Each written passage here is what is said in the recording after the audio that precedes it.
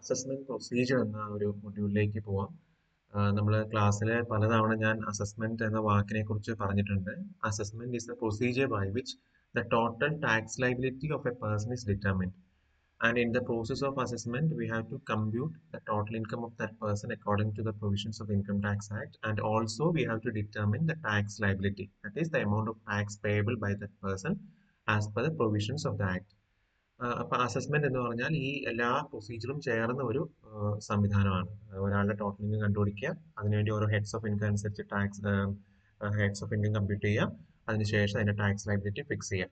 അപ്പൊ അന്നേരം നമ്മൾ ഇൻകം ടാക്സ് ആക്ടിന്റെ പ്രൊവിഷൻസ് 1961 പ്രൊവിഷൻസ് നമ്മൾ നോക്കണം. അതുപോലെ ഇൻകം ടാക്സ് റൂൾസ് 1962 പ്രൊവിഷൻസ് ബാധകമാണ്. അതേപോലെ finance act of the respective assessment ഇയേഴ്സും കൂടി നമ്മൾ പരിഗണിച്ചിട്ട് ആ പ്രൊവിഷൻസ് അനുസരിച്ചിട്ടാണ് ടോട്ടൽ ഇൻകം ഡിറ്റർമിൻ ചെയ്യേണ്ടതും ടാക്സ് ലയബിലിറ്റി കണ്ടുപിടിക്കേണ്ടതും. ഇത് നമ്മൾ നേരത്തെ തന്നെ ഡിസ്കസ് ചെയ്തിട്ടുള്ള കാര്യങ്ങളാണ്. കഴിഞ്ഞ സെമ്മിൽ ഇൻകം ടാക്സ് ആക്ട് എന്ന് പറയുമ്പോൾ ഇൻകം ടാക്സ് ആക്ട് 1962 ആണ് നിലവിലുള്ളത്. അത് കൂടാതെ അതിനെ സപ്പോർട്ടീവ് ആയിട്ടുള്ള പിന്നെ ടേംസ് ഒക്കെ വിശദീകരിക്കുന്ന ബൈലോ എന്ന പോലെ പ്രവർത്തിക്കുന്ന ഇൻകം ടാക്സ് റൂൾസ് ഉണ്ട് 1962.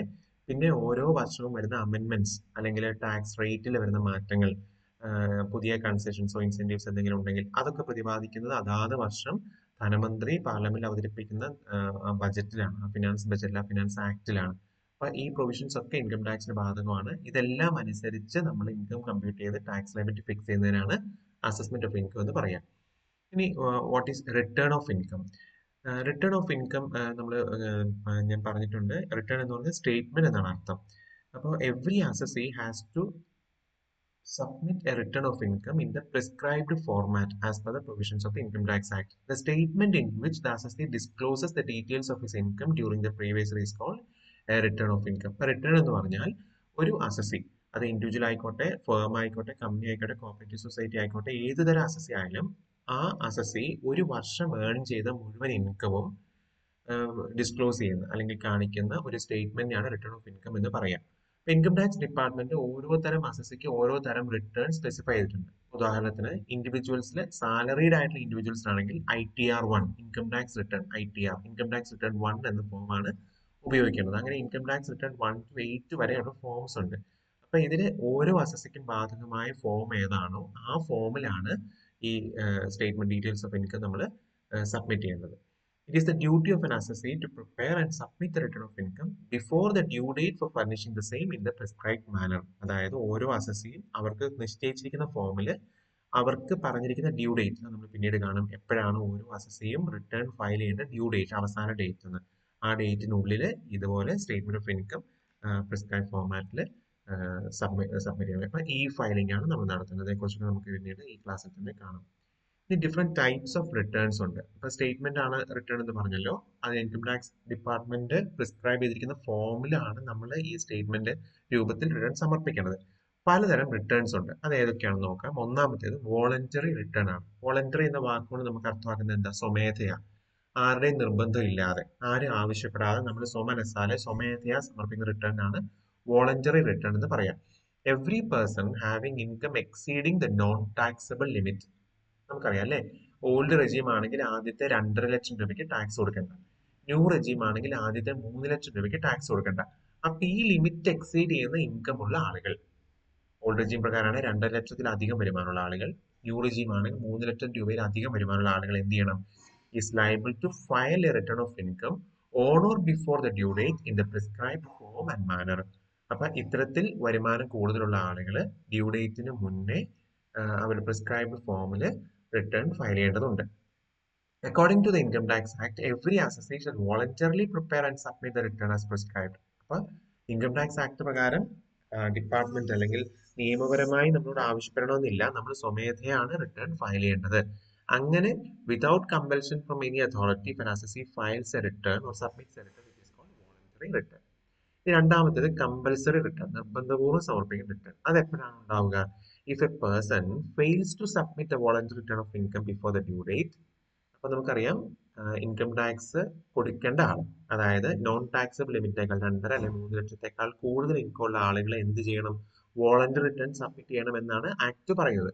അത്തരത്തിൽ സബ്മിറ്റ് ചെയ്തിട്ടില്ല, ഡ്യൂ ഡേറ്റിന് മുന്നേ ഇത്തരത്തിൽ വോളണ്ടറി റിട്ടേൺ സബ്മിറ്റ് ചെയ്തിട്ടില്ല. അങ്ങനെയെങ്കിലോ the assessing officer may serve a notice on such person requiring him to furnish the return within the time allowed in the notice. ഇത്തരത്തിൽ voluntary return സമർപ്പിക്കേണ്ട ആളുകൾ അങ്ങനെ റിട്ടേൺ സമർപ്പിച്ചിട്ടില്ലെങ്കിൽ അസസിംഗ് ഓഫീസർ ഒരു notice അയക്കും, നിങ്ങൾ റിട്ടേൺ സമർപ്പിക്കണം എന്ന് പറഞ്ഞു. അപ്പൊ ആ നോട്ടീസിൽ ഒരു സമയവും അനുവദിച്ചിട്ടുണ്ടാവും. ആ സമയത്തിനുള്ളിൽ കൊടുക്കുന്ന റിട്ടേണിനെയാണ് കമ്പൽസറി റിട്ടേൺ എന്ന് പറയുന്നത്. The return so submitted or required to be submitted is called compulsory return. അപ്പൊ ഇതിൽ നിന്ന് ഒഴിഞ്ഞു മാറാൻ പറ്റില്ല. വോളണ്ടറി ആയിട്ട് സമർപ്പിക്കേണ്ടതായിരുന്നു, അത് സമർപ്പിക്കാത്തതുകൊണ്ട് പ്രോസസിംഗ് ഓഫീസർ നോട്ടീസ് അയച്ചിട്ട് പറയാണ് ഈ നോട്ടീസിൽ പറഞ്ഞ ഡേറ്റിനുള്ളിൽ നിങ്ങൾ നിർബന്ധമായും റിട്ടേൺ സമർപ്പിക്കണമെന്ന്. ആ നോട്ടീസിന് ഒരു റെസ്പോൺസ് എന്ന നിലയിൽ നമ്മൾ സമർപ്പിക്കുന്ന റിട്ടേണിനാണ് കമ്പൽസറി റിട്ടേൺ എന്ന് പറയാം. അപ്പൊ കമ്പൽസറി റിട്ടേൺ സമർപ്പിക്കുന്ന ആളുകൾ റിട്ടേൺ മാത്രം സമർപ്പിച്ചാൽ പോരാ, ആ അവരടയ്ക്കേണ്ട ടാക്സിന് മേലെ ഒരു ഇൻട്രസ്റ്റ് കൂടി, പലിശയും കൂടി അടയ്ക്കണം. കാരണം ഡ്യൂ ഡേറ്റിന് മുന്നേ നമ്മൾ റിട്ടേൺ സമർപ്പിച്ചില്ലല്ലോ. അപ്പൊ ഡ്യൂ ഡേറ്റ് എന്നാണോ തീർന്നത്, അല്ലെ എന്നാണ് ഡ്യൂ ഡേറ്റ്, അന്ന് മുതൽ റിട്ടേൺ കമ്പൽസറി റിട്ടേൺ ശരിക്കും സമർപ്പിക്കുന്ന ആ കാലഘട്ടം വരെയുള്ള പീരീഡിലേക്കുള്ള പലിശയും കൂടി ചേർത്ത് ഇവരെ അടയ്ക്കേണ്ടതുണ്ട്. ഇനി ബിലേറ്റഡ് റിട്ടേൺ. ബിലേറ്റഡ് എന്ന വാക്കിന് അർത്ഥം എന്താ? താമസിച്ചുള്ളൂ, അല്ലെ? നമ്മളിപ്പോ ആരെങ്കിലും എന്തെങ്കിലും ഒക്കേഷനൊക്കെ വിഷ് ചെയ്യുകയാണെങ്കിൽ ഡേറ്റ് കഴിഞ്ഞിട്ടാണ് നമ്മൾ ബിലേറ്റഡ് ബർത്ത്ഡേ, അല്ലെ? ഇന്നലെയായിരുന്നു ബർത്ത്ഡേ, ഇന്നാണ് വിഷ്, അപ്പൊ ബിലേറ്റഡ് ബർത്ത്ഡേ നമ്മൾ പറയും. എന്ന് പറഞ്ഞാൽ താമസിച്ചുള്ള റിട്ടേൺ. അതെപ്പോഴാണ് ഉണ്ടാവുക? അതായത് ഒരു അസസി വോളണ്ടറി റിട്ടേൺ ആണ് സമർപ്പിക്കേണ്ടിയിരുന്നത്, അത് സമർപ്പിച്ചില്ല. അത് സമർപ്പിക്കാത്തതുകൊണ്ട് കമ്പൽസറി റിട്ടേൺ സമർപ്പിക്കാൻ ആവശ്യപ്പെട്ടു, അതും ചെയ്തില്ല. എന്നിട്ട് അതിനുശേഷം അസസി പിന്നീട് എപ്പോഴെങ്കിലും റിട്ടേൺ സമർപ്പിക്കുന്നതിനാണ് ബിലേറ്റഡ് റിട്ടേൺ എന്ന് പറയാം. So where an assessee fails to furnish the voluntary return or compulsory return of income within the time specified. Due ഡേറ്റിനുള്ളിൽ ബിലേറ്റഡ് റിട്ടേൺ സമർപ്പിച്ചില്ല, ഒരു നോട്ടീസ് കിട്ടി, സമർപ്പിച്ചില്ല. അങ്ങനെയാണെങ്കിൽ he may furnish the same like a return എപ്പോഴെങ്കിലും സമർപ്പിക്കാം at any time before the expiry of 1 year from the end of the relevant assessment year. അതായത് എപ്പോഴെങ്കിലും അല്ല, ഇത് രണ്ടും സമർപ്പിച്ചില്ല, ബിലേറ്റഡ് കമ്പൽസറി സമർപ്പിച്ചില്ല. പിന്നെ എന്ത് ചെയ്യാം? അസസ്മെന്റ് ഇയർ തീർന്ന്, നമ്മളിപ്പോ 2025-26 അല്ലേ അസസ്മെന്റ് ഇയർ.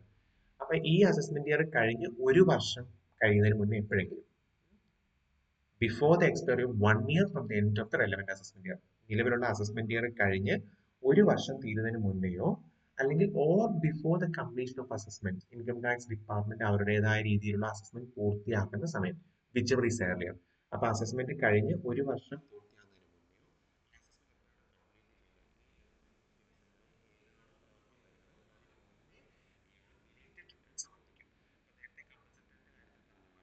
മുന്നേ സമർപ്പിക്കുമ്പോഴും പലിശ കൊടുക്കണം. എന്തിന്? കാരണം ആദ്യം സമർപ്പിക്കേണ്ടത് എപ്പോഴാ? വോളണ്ടറി റിട്ടേൺ ഡ്യൂ ഡേറ്റിന് മുന്നേ സമർപ്പിക്കേണ്ടത്. ആ ഡ്യൂ ഡേറ്റ് മുതൽ ഇപ്പൊ യഥാർത്ഥത്തിൽ സമർപ്പിക്കുന്ന ആ പീരീഡ് വരെയുള്ള പലിശയും കൂടി ഈ assessee കൊടുക്കേണ്ടതായിട്ടുണ്ട്. Then return of loss.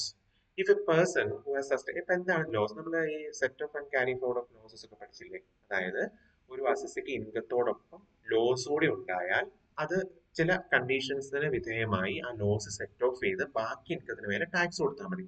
അസസിയെ സംബന്ധിച്ച് ഇത്തരത്തിൽ സെറ്റ് ഓഫ് ചെയ്യാൻ, ലോസ് സെറ്റ് ഓഫ് ചെയ്യാൻ സമ്മതിക്കുക എന്നത് വലിയ ഒരു നേട്ടമാണ്, അല്ലെ? കാരണം അയാൾക്ക് അത്രയും കുറഞ്ഞ ഇൻകത്തിന് ടാക്സ് കൊടുത്താൽ മതി. അപ്പൊ ഇങ്ങനെ ഈ സെറ്റ് ഓഫ് അനുവദിക്കണമെങ്കിൽ എന്ത് ചെയ്യണം? he should have filed a return of loss. എനിക്ക് ഇങ്ങനെ നഷ്ടം സംഭവിച്ചിട്ടുള്ളൂ എന്നൊരു കാര്യം ഇൻകം ടാക്സ് ഡിപ്പാർട്ട്മെന്റ് അറിയിച്ചിരിക്കണം. എന്നാൽ മാത്രമേ ലോസ് സെറ്റ് ഓഫ് ചെയ്യാൻ സമ്മതിക്കൂ. അതാണ് return of loss. If a person who has sustained a loss in any previous year under the head house property law, profits and gains of business or professional law, or capital gains, or on account of maintenance of race horses, അത് other സോഴ്സസിൽ വരുന്ന ഒരു loss ആണ്. അപ്പൊ house property എന്ന ഹെഡിലോ, profits and gains എന്ന ഹെഡിലോ, capital gains എന്ന ഹെഡിലോ, other സോഴ്സിലെ ഈ maintaining raise forces എന്ന ആ ഒരു വിഭാഗത്തിലോ നഷ്ടം ഉണ്ടായാൽ, സാലറി നഷ്ടം ഉണ്ടാവില്ല നമുക്കറിയാം, മറ്റ് 4 ഹെഡിൽ നഷ്ടം ഉണ്ടായാൽ എന്ത് ചെയ്യണം? അയാൾക്ക് ലോസ് ക്യാരി ഫോർവേഡ് ചെയ്യണമെങ്കിൽ he should furnish a return of loss in the prescribed form and manner. Otherwise the loss cannot be carried forward. ഇത്തരത്തിൽ റിട്ടേൺ ഓഫ് ലോസ് സമർപ്പിക്കാത്ത ഒരു അസസിക്ക് ആ ലോസ് സെറ്റ് ഓഫ് ചെയ്യാൻ, ക്യാരി ഫോർവേഡ് ചെയ്യാൻ സാധിക്കില്ല. അടുത്തത് revised return ആണ്. എന്താ റിവൈസ്ഡ് എന്ന അർത്ഥം? നമ്മൾ പുതുക്കി സമർപ്പിക്കുന്ന റിട്ടേൺ, അല്ലേ? അത് എപ്പോഴായിരിക്കും? അത് നോക്കാം. After submitting a voluntary return of income. അപ്പൊ ഡ്യൂ ഡേറ്റിന് മുന്നേ നമ്മൾ സ്വമേധയാ സമർപ്പിക്കുന്ന വോളണ്ടറി റിട്ടേൺ സമർപ്പിച്ചു. If a person discovers any omission, എന്തെങ്കിലും വിട്ടുപോയിട്ടുണ്ട്, or any wrong statement there, എന്തെങ്കിലും മിസ്റ്റേക്ക് ആയിട്ട് ഒരു സ്റ്റേറ്റ്മെന്റ് അതിനകത്ത് വന്നിട്ടുണ്ട്, then he may furnish a revised return, ഒരു പുതുക്കിയ റിട്ടേൺ സമർപ്പിക്കുക. അപ്പൊ താൻ നേരത്തെ സമർപ്പിച്ച വോളണ്ടറി റിട്ടേണിൽ എന്തെങ്കിലും വീഴ്ച പറ്റിയിട്ടുണ്ട്, എന്തെങ്കിലും തിരുത്തലുകൾ വരുത്തണം എന്നുണ്ടെങ്കിൽ അങ്ങനെ തിരുത്തലുകൾ വരുത്തി സമർപ്പിക്കുന്ന റിട്ടേണിനെയാണ് റിവൈസ്ഡ് റിട്ടേൺ എന്ന് പറയാം. പക്ഷെ അതിനൊരു കാലാവധി ഉണ്ട്. എപ്പോ വരെ സമർപ്പിക്കാം? നേരത്തെ നമ്മൾ ബിലേറ്റഡ് റിട്ടേണിന്റെ കാര്യം പറഞ്ഞതുപോലെ before the end of the relevant assessment year or before the completion of assessment which is earlier. Assessment year തീരുന്നതിന് മുന്നെയോ അല്ലെങ്കിൽ കംപ്ലീഷൻ ഓഫ് അസസ്മെന്റ് നടക്കുന്ന അന്നോ ഏതാണോ ആദ്യം വരുന്നത് അതിനുള്ളിൽ റിവൈസ് റിട്ടേൺ സമർപ്പിക്കണം. അങ്ങനെ റിവൈസ് റിട്ടേൺ സമർപ്പിച്ചാൽ കാലാവധിക്കുള്ളിൽ റിവൈസ് റിട്ടേൺ സമർപ്പിച്ചാൽ അതായിരിക്കും ഫൈനൽ റിട്ടേൺ ആയിട്ട് അസസി ഇൻകം ടാക്സ് ഡിപ്പാർട്ട്മെന്റ് കണക്കിലെടുക്കുക. ദെൻ ഡിഫക്റ്റീവ് റിട്ടേൺ ആണ്. ഡിഫക്റ്റീവ് റിട്ടേൺ എന്ന് പറഞ്ഞാൽ എന്താണ്? അപാകതയുള്ള റിട്ടേൺ എന്നാണ് അല്ലേ? അപാകതയുള്ള അല്ലെങ്കിൽ എന്തെങ്കിലും കുറവുള്ള return. A return of income submitted by an assessee shall be considered as defective under the following situations. താഴെ പറയുന്ന സാഹചര്യങ്ങളിലാണ് റിട്ടേൺ ഓഫ് ഇൻകം ഡിഫക്റ്റീവ് ആണെന്ന് പറയാം. അതെപ്പോഴാണ്? Where the annexures, statements and columns in the return of income have not been duly filled in. ഞാൻ പറഞ്ഞല്ലോ നമുക്ക് സ്വന്തമായിട്ട് ഒരു വെള്ള പേപ്പറിൽ നമ്മുടെ റിട്ടേൺ ഇതാണെന്ന് പറഞ്ഞു കൊടുക്കാൻ പറ്റില്ല. പിന്നെയോ ഇൻകം ടാക്സ് ആക്ട് പ്രകാരം നമ്മൾക്കായി നിശ്ചയിക്കപ്പെട്ടിരിക്കുന്ന റിട്ടേൺ ഫോമിൽ ആ പ്രിസ്ക്രൈബ്ഡ് ഫോർമാറ്റിൽ മാത്രമേ നമുക്ക് റിട്ടേൺ സമർപ്പിക്കാൻ പറ്റൂ. അപ്പൊ അതിൽ പറഞ്ഞിരിക്കുന്ന സ്റ്റേറ്റ്മെന്റ്സും കോളംസും അനക്ഷേഴ്സ് എല്ലാം നമ്മൾ കൃത്യമായി ഫില്ല് ചെയ്തിരിക്കണം. അങ്ങനെ ഫില്ല് ചെയ്തിട്ടില്ലെങ്കിൽ ആ റിട്ടേൺ എന്താണ്? Defective return. രണ്ടാമത്തെ case, the return is not accompanied by a statement showing the computation of tax payable. അതൊരു പ്രധാന കാര്യമാണ്. അതായത് നമ്മൾ റിട്ടേൺ സമർപ്പിക്കുന്നതോടൊപ്പം റിട്ടേണിൽ എന്താ ഉള്ളത്? സ്റ്റേറ്റ്മെന്റ് ഓഫ് ഇൻകം അല്ലെ? നമ്മൾ വിവിധ ഹെഡ്സ് ഓഫ് ഇൻകത്തിൽ ഏൺ ചെയ്ത ഇൻകം ഡീറ്റെയിൽസ് ആണ് റിട്ടേണിലുള്ളത്. അപ്പൊ ആ റിട്ടേണിനോടൊപ്പം അക്കമ്പനി ചെയ്യേണ്ട, അതിനോടൊപ്പം സമർപ്പിക്കുന്ന മറ്റൊരു രേഖയാണ് നമ്മൾ എത്ര ടാക്സ് കൊടുക്കാനുണ്ട് എന്ന് നമ്മൾ സ്വമേധയാ കാൽക്കുലേറ്റ് ചെയ്തൊരു സ്റ്റേറ്റ്മെന്റ് അതിന് കൂടെ വെക്കണം. അത് വെച്ചിട്ടില്ലെങ്കിൽ റിട്ടേൺ എന്തായി? ഡിഫക്റ്റീവ് ആയി. 3, the return is not accompanied by the audit report. Audit report സമർപ്പിക്കുന്ന കേസിൽ മാത്രമാണ് only in cases where audit is compulsory. ഇപ്പൊ ഇൻഡിവിജ്വൽസിന്റെ കേസിൽ ഓഡിറ്റ് നിർബന്ധമല്ല, എന്നാൽ കമ്പനി പോലുള്ള അസസിക്ക് ഓഡിറ്റ് നിർബന്ധമാണ്. ഓഡിറ്റ് നിർബന്ധമുള്ള ഒരു അസസി ഓഡിറ്റ് റിപ്പോർട്ടിന്റെ കോപ്പി റിട്ടേണിനോടൊപ്പം വെച്ചിരിക്കണം. അത് വെച്ചില്ലെങ്കിൽ റിട്ടേൺ ഡിഫക്റ്റീവ് ആണ്. Then fourth case, the return is not accompanied by proof of tax if any claims have been deducted at source. അതെന്താണ്? ഇപ്പൊ നമ്മള് ഞാൻ നേരത്തെ പറഞ്ഞിട്ടുണ്ടോ TDS, tax deducted at source. നമുക്ക് ഇൻകം കിട്ടുമ്പോൾ തന്നെ നമ്മുടെ ഇൻകത്തിൽ നിന്ന് ടാക്സ് പിടിച്ചിട്ട് ബാക്കി മാത്രം കിട്ടും. അതാണ് TDS, tax deducted at source എന്ന് പറയാം. അപ്പൊ നമ്മൾ റിട്ടേൺ സമർപ്പിച്ച സമയത്ത് നമ്മൾ പറഞ്ഞിട്ടുണ്ട് എന്റെ ഇൻകത്തിന്റെ ഇത്ര രൂപ TDS ആയി പിടിച്ചിട്ടുണ്ട്, അതുകൊണ്ട് ഞാൻ ഇനി ഇത്ര അടയ്ക്കേണ്ടതില്ല എന്ന് നമ്മൾ ക്ലെയിം ചെയ്യുന്നുണ്ടെങ്കിൽ എന്ത് വേണം? ആ TDS, ടാക്സ് ഡിഡക്റ്റഡ് സോഴ്സ് പിടിച്ചിട്ടുണ്ടെന്നുള്ളതിന് പ്രൂഫും കൂടി നമ്മൾ റിട്ടേണൊപ്പം ഹാജരാക്കണം. അങ്ങനെ ചെയ്തിട്ടില്ലെങ്കിൽ ആ റിട്ടേൺ ഡിഫക്റ്റീവ് ആണ്. Last one, return is not accompanied by proper books of accounts of statements showing the details of transactions during the previous year.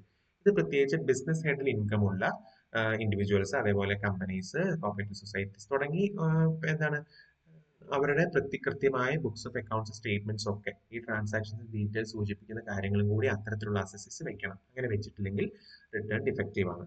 So ഇതൊക്കെയാണ്. അപ്പൊ നമ്മൾ ഇതുവരെ എന്തൊക്കെ പറഞ്ഞു? അസസ്മെന്റ് എന്താണെന്ന് പറഞ്ഞു, റിട്ടേൺ ഓഫ് ഇൻകം എന്താണെന്ന് പറഞ്ഞു, അതേപോലെ 6 തരം റിട്ടേൺസിനെ കുറിച്ച് നമ്മൾ മനസ്സിലാക്കി. Monetary return, compulsory return, belated return, return of loss, revised return and defective return.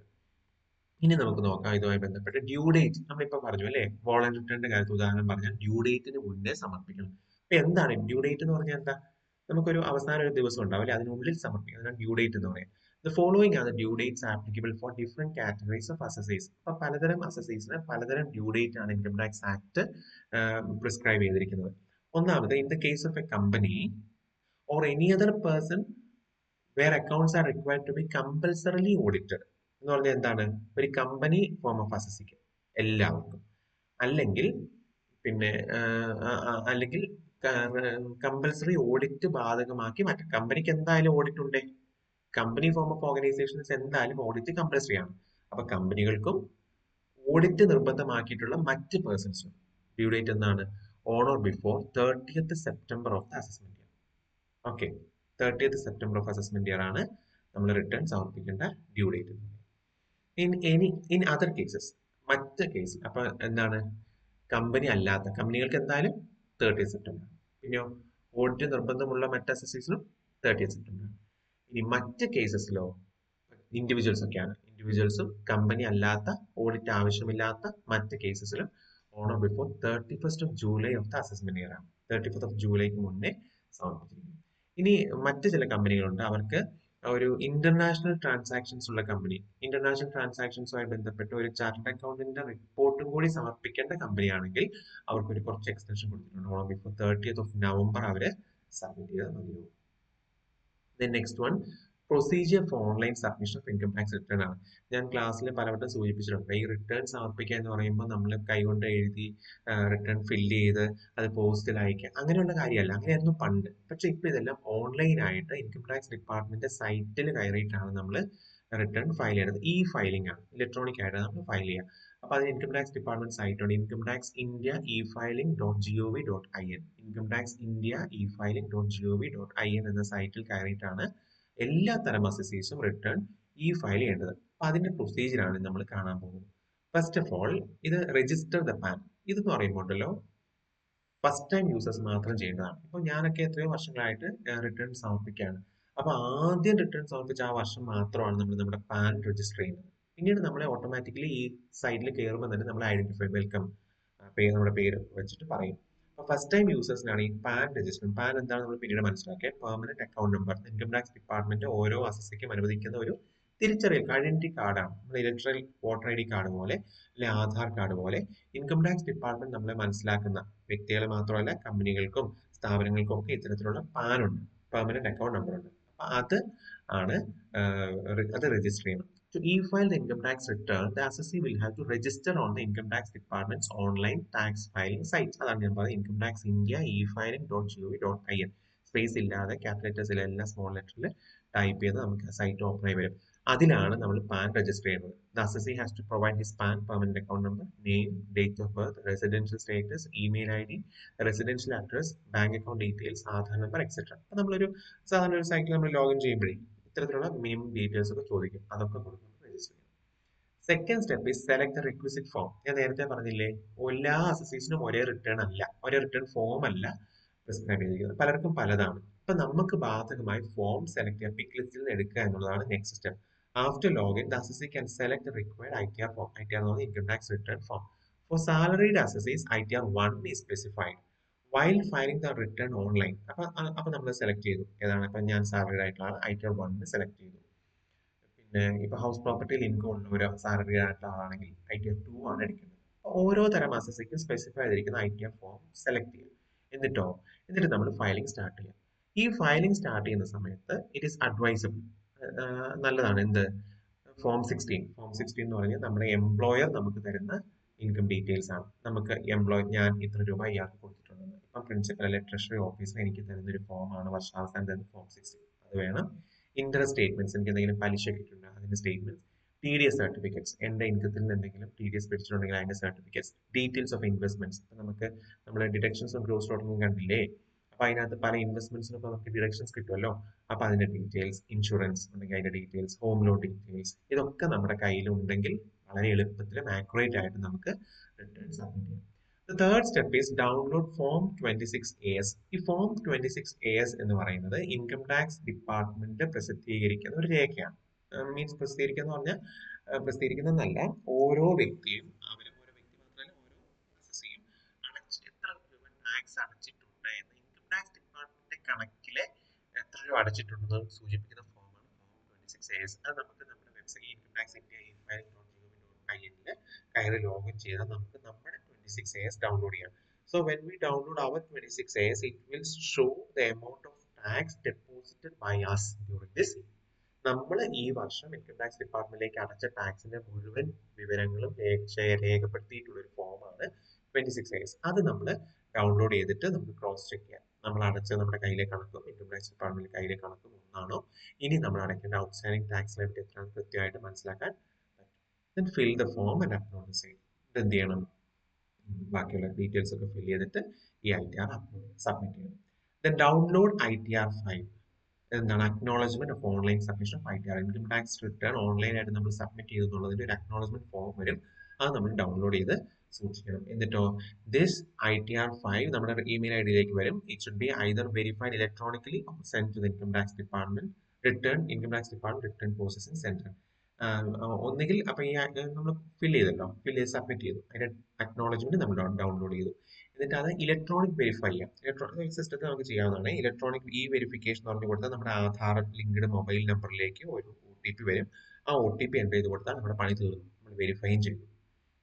In case ആരെങ്കിലും ഇലക്ട്രോണിക്കലി വെരിഫൈ ചെയ്യാൻ അറിയില്ല അല്ലെങ്കിൽ അതിന് താല്പര്യം ഇല്ലെങ്കിൽ അവർക്ക് എന്ത് ചെയ്യാം, ഇത് പോസ്റ്റ് വഴി ഇൻകം ടാക്സ് ഈ അക്നോളജ്മെന്റ് ലെറ്റർ അല്ലെങ്കിൽ റിട്ടേണിന്റെ കോപ്പി പ്രിന്റ് ഔട്ട് എടുത്തത് income tax department return processing centre നമ്മുടെ ഇവിടെ ഉള്ളവർക്ക് ബാംഗ്ലൂരിലെ ഇൻകം ടാക്സ് ഡിപ്പാർട്ട്മെന്റ് ഓഫീസിലേക്ക് അയച്ചു കൊടുക്കും. അതിന്റെ ആവശ്യമില്ല, നേരെ ഇ വെരിഫിക്കേഷൻ ചെയ്താൽ മതി. എന്ത് വേണം? നമ്മൾ ഇ വെരിഫിക്കേഷൻ ഓപ്ഷൻ ക്ലിക്ക് ചെയ്ത് കഴിഞ്ഞാൽ നമ്മുടെ ആധാർ ലിങ്ക്ഡ് മൊബൈൽ നമ്പറിലേക്ക് ഒരു OTP വരും. അത് ടൈപ്പ് ചെയ്ത് കൊടുത്താൽ നമ്മുടെ വെരിഫിക്കേഷൻ പൂർത്തിയായി. പിന്നീട് ഇത് പ്രോസസ്സിംഗ് സെന്ററിലേക്ക് അയച്ചു കൊടുക്കേണ്ട കാര്യമില്ല. ഒരു പെർമനന്റ് അക്കൗണ്ട് നമ്പർ പാനും കൂടെ പറഞ്ഞിട്ട് ഞാൻ അവസാനിപ്പിക്കാമേ ഈ ക്ലാസ്. പെർമനന്റ് അക്കൗണ്ട് നമ്പർ ഞാൻ നേരത്തെ പറഞ്ഞല്ലോ, ഇതൊരു ഐഡന്റിറ്റി കാർഡാണ് issued by income tax department. നമുക്ക് പലതരം ഐഡന്റിറ്റി കാർഡ്സ് ഉണ്ട് അല്ലേ? നമുക്ക് കോളേജിൽ ഒരു ID കാർഡ് നമുക്ക് തരും. വോട്ടർ ID കാർഡ് നിങ്ങൾക്ക് എല്ലാവർക്കും ഈ പഞ്ചായത്ത് ഇലക്ഷൻ വോട്ട് ചെയ്തിട്ട് നമുക്ക് അറിയാം. വോട്ടർ ID കാർഡ് ഉണ്ട്, ആധാർ കാർഡ് ഉണ്ട്, ബാങ്കിന്റെ പാസ്ബുക്ക്, ഒരു ബാങ്കിനെ സംബന്ധിച്ച ID കാർഡ്. ഇങ്ങനെ പല സ്ഥാപനങ്ങൾ അവരവരുടെ കസ്റ്റമേഴ്സിനെ മനസ്സിലാക്കാൻ വേണ്ടി കൊടുക്കുന്ന കാർഡാണ് ID കാർഡ്, ഐഡന്റിറ്റി കാർഡ്. അതേപോലെ ഇൻകം ടാക്സ് ഡിപ്പാർട്ട്മെന്റ് ടാക്സ് പേയേഴ്സിനെ ഐഡന്റിഫൈ ചെയ്ത് മനസ്സിലാക്കുന്ന ഒരു കാർഡാണ് പാൻ കാർഡ് എന്ന് പറയും. PAN is nothing but identity card issued by the income tax department. The purpose of PAN is to identify each assessee regarding tax matters. PAN has 10 alpha numeric characters. അപ്പൊ PAN എന്തുണ്ട്? 10 alpha numeric ആൽഫബറ്റ്സും കാണും, നമ്പേഴ്സും കാണും. Special ക്യാരക്ടേഴ്സോ സിംബൽസോ ഒന്നുമില്ല. ഒന്നെങ്കിൽ alphabets, അല്ലെങ്കിൽ English alphabets, അല്ലെങ്കിൽ numbers. ഇതിന്റെ ഒരു മിക്സ് ആയിരിക്കും. ഒന്നുകിൽ അല്ല, ഇതിന്റെ മിക്സ് ആയിരിക്കും ഉണ്ടാവുക. അപ്പൊ എന്റെ പറഞ്ഞാൽ ANNPJ6900C ആണ്. നമ്പേഴ്സും ഉണ്ട്, ലെറ്റേഴ്സും ഉണ്ട്. And it is issued in the form of a laminated card. ഒരു ATM കാർഡൊക്കെ പോലെ തന്നെ ഇരിക്കും. ലാമിനേറ്റഡ് കാർഡായിട്ട് ഉപയോഗിക്കാം, ഇഷ്യൂ ചെയ്യാം. PAN is allotted to a person on the basis of application submit. അപ്പൊ നമുക്ക് ഒരു ആപ്ലിക്കേഷൻ കൊടുത്തതിന്റെ അടിസ്ഥാനത്തിലാണ് പാൻ നമുക്ക് ഇഷ്യൂ ചെയ്യുന്നത്. The following persons are liable to submit application for PAN. അപ്പൊ ഞാൻ പറഞ്ഞല്ലോ, ഒരു ആപ്ലിക്കേഷൻ കൊടുത്താൽ അതിന്റെ മറുപടി ആയിട്ടാണ് ഇൻകം ടാക്സ് ഡിപ്പാർട്ട്മെന്റ് പാൻ അനുവദിക്കുക. ഇനി ആരൊക്കെയാണ് നിർബന്ധമായും പാൻ അപ്ലൈ ചെയ്യുന്നത്? ആരൊക്കെയാണ്? Persons whose income for the previous exceeds non taxable limit. ഞാൻ നേരത്തെ സൂചിപ്പിച്ചതുപോലെ നോൺ ടാക്സബിൾ ലിമിറ്റ് ഉണ്ടല്ലേ? ഓൾഡ് റിജീമാണ് 2.5 ലക്ഷം, ന്യൂ റിജീമാണ് 3 ലക്ഷം വരെ ടാക്സ് കൊടുക്കേണ്ട. അതിനേക്കാൾ കൂടി ഇൻകം ഉള്ളവർ നിർബന്ധമായും പാൻ അപ്ലൈ ചെയ്ത് പാൻ വാങ്ങിയിരിക്കണം. രണ്ട്, persons carrying on a business of profession who sales turnover is likely to exceed 5 lakh rupees during the previous year. Taxable income ഉണ്ടാവണമെന്നില്ല. ബിസിനസ് നടത്തുന്ന ആളാണെങ്കിൽ അവരുടെ ഒരു വർഷത്തെ ടേൺ ഓവർ എന്താ? സെയിൽസ് റവന്യൂ, വരുമാനം, ലാഭം എന്നല്ല, സെയിൽസ് റവന്യൂ, വിറ്റ് വരവ് 5 ലക്ഷത്തിൽ കൂടുതൽ ഉണ്ടെങ്കിൽ അവർ പാൻ നിർബന്ധമായും വാങ്ങിയിരിക്കണം. The trust for charitable religious purposes whose income exceeds non taxable limit. Religious purpose അല്ലെ ചാരിറ്റബിൾ പർപ്പസ് നിർമ്മിച്ചിട്ടുള്ള ഉണ്ടാക്കിയിട്ടുള്ള ട്രസ്റ്റുകൾ എന്തായാലും പാൻ വാങ്ങിക്കണം. Employers are required to file return of income. മറ്റുള്ളവർക്ക് തൊഴിൽ കൊടുക്കുന്ന എംപ്ലോയേഴ്സും നിർബന്ധമായും പാൻ വാങ്ങിയിരിക്കണം. ഒരു കാര്യം കൂടി, situations where PAN is necessary. എവിടെയൊക്കെയാണ് ഈ പാൻ നമ്പർ നിർബന്ധമായി കോട്ട് ചെയ്യേണ്ടത്? മിക്കവാറും ഇപ്പൊ എല്ലാത്തരം ഫിനാൻഷ്യൽ ട്രാൻസാക്ഷൻസിനും ഇപ്പൊ നിങ്ങൾക്കറിയാമോ, നമുക്ക് ഒന്നും ഒളിച്ചു വെക്കാൻ പറ്റത്തില്ല എന്നുള്ളതാണ്. ഇപ്പൊ ഉദാഹരണത്തിന് ഞാനൊരു 2-3 വർഷം മുന്നേ ഈ എന്റെ റിട്ടേൺ ഫയൽ ചെയ്യുന്ന സമയത്ത് സാലറിയാണ് നമുക്കുള്ള ആകെ വരുമാനം എന്ന് പറയുന്നത്. അഗ്രികൾച്ചർ ഇൻകം ഒക്കെ എക്സെപ്റ്റഡ് ആണ്. സാലറി ഇൻകം മുഴുവൻ ഞാൻ ഫിക്സ് ചെയ്തു, മീൻസ് എൻ്റർ ചെയ്തു. എന്നിട്ടും ഡിപ്പാർട്ട്മെന്റ് പറയുന്നത് ഞാൻ ഓക്കെ അത് പ്രകാരമുള്ള ടാക്സ് ഞാൻ അടച്ചതുമാണ്.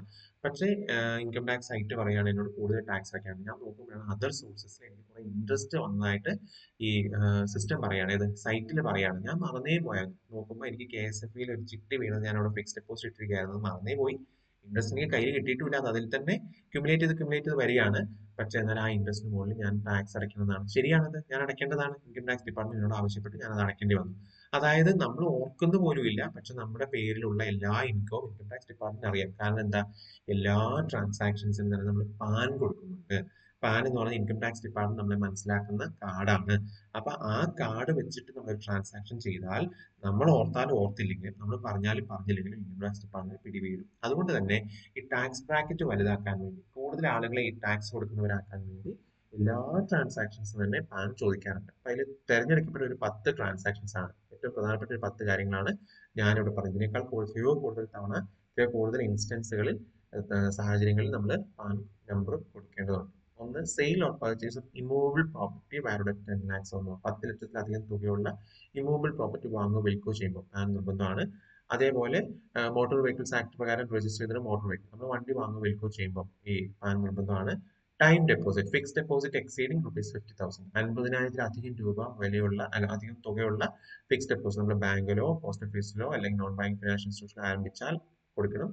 ടൈം ഡെപ്പോസിറ്റ്സ് അഗ്രഗേറ്റിംഗ് 5 ലക്ഷം ഡ്യൂറിംഗ് എ ഇയർ, ഒരു വർഷത്തിൽ പല പല ഫിക്സ്ഡ് ഡെപ്പോസിറ്റ് ആയിട്ട് 5 ലക്ഷത്തിൽ കൂടുതൽ തുക നമ്മൾ നിക്ഷേപിക്കുന്നുണ്ടെങ്കിൽ പാൻ നിർബന്ധമാണ്. Contracts of purchase of sale of purchase of securities exceeding 1 lakh share transactions നടത്തുന്നുണ്ടെങ്കിൽ നമുക്ക് പാൻ നിർബന്ധമാണ്.